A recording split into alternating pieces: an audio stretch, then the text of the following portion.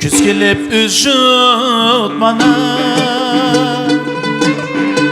Gül çiçek buldu gazan Küz kelip üzüp bana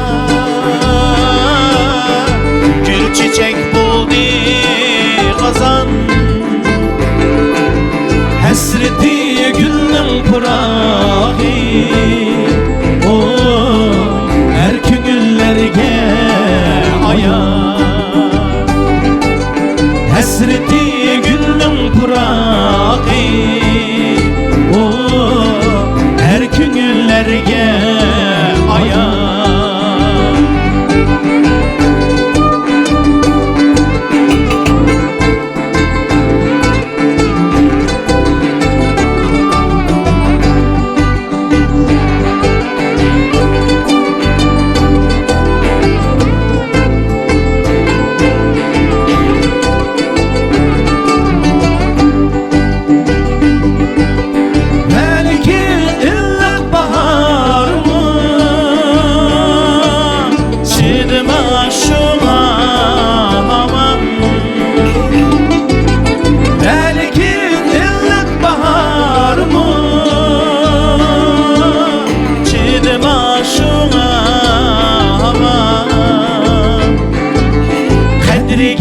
Yetkin köngülni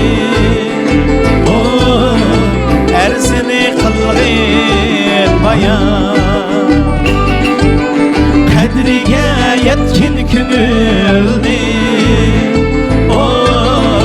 erzini kılgın bayan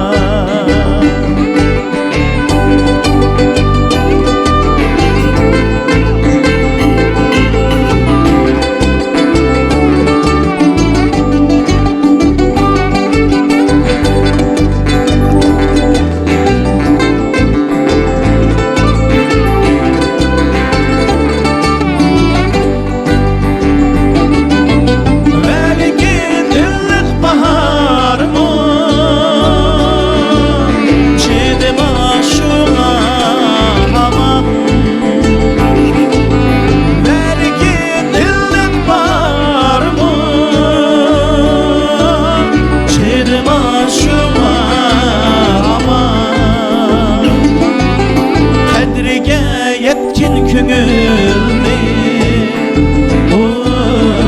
erzini kılgın bayan Kadriga yetkin köngülni erzini kılgın bayan Kadriga yetkin köngülni erzini kılgın